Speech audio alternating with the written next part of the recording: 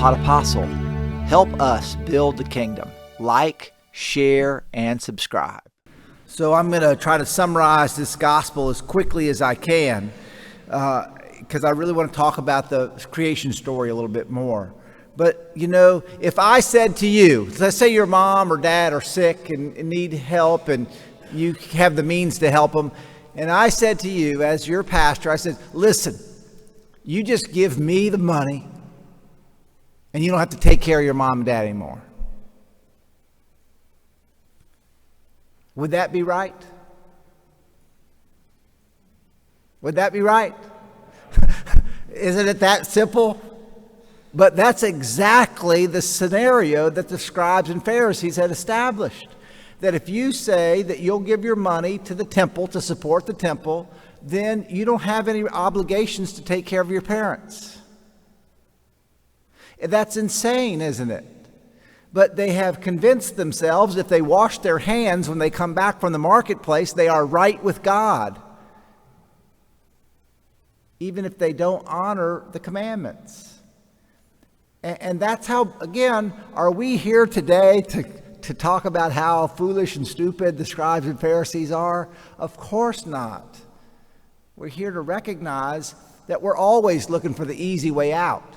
And as I've said more than once, it's a lot easier to wash your hands than it is sometimes to fulfill your obligations to your family or to your community or to your church or to your children or to your parents.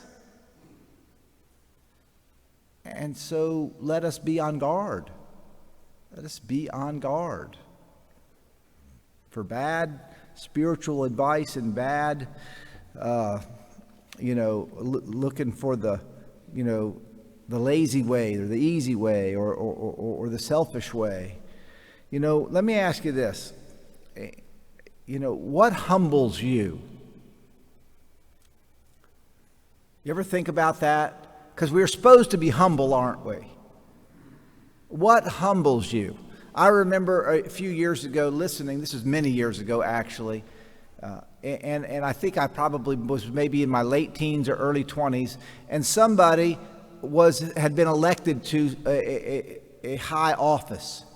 And when they were making their speech, they said they were humbled by that being elected. And I remember thinking, why would they be humbled by the fact that they won?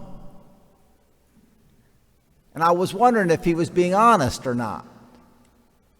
I thought maybe he'd be full of himself because he won, you know?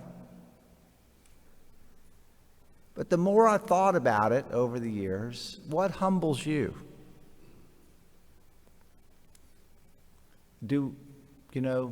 Today is Our Lady of Lourdes. We pray for the sick today. John Paul II said this is a day in the church where we should all be mindful of the sick. So we're going to pray for the sick. Being sick will humble you, won't it? Anybody that's ever been in serious pain or couldn't take care of themselves, that's humbling. But you know, we're also supposed to be humbled by the fact that we were made in the image and likeness of God.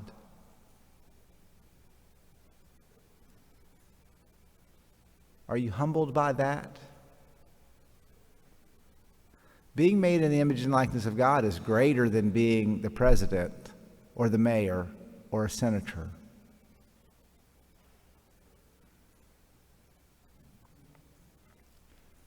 And when we think about the creator of the universe giving us a share in his life, and what did we do to deserve that? That should humble us.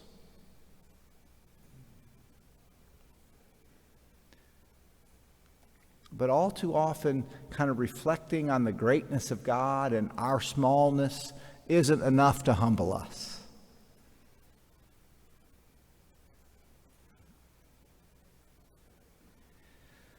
In the story of creation here, everything is created, the earth, the sky, the stars, the animals, everything.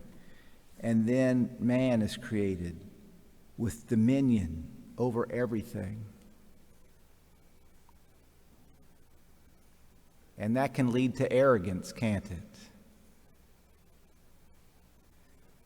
And then, arrogance leads to sin, and sin leads to the fall and death and all of those other things. And those things have a way of doing what to us? Humbling us. God is always looking out for our good, I promise you. And as we reflect on the story of creation, I want you to hear God say, when you were made, He sees us and He sees very good.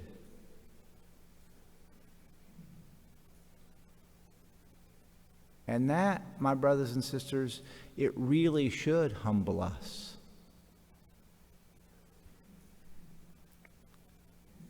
As we pray for the sick, as we pray for the aged, as we pray for those who take care of them today on this World Day of the Sick, Our Lady of Lourdes, we pray for that humility by which we can live up to the goodness that God has created us to be.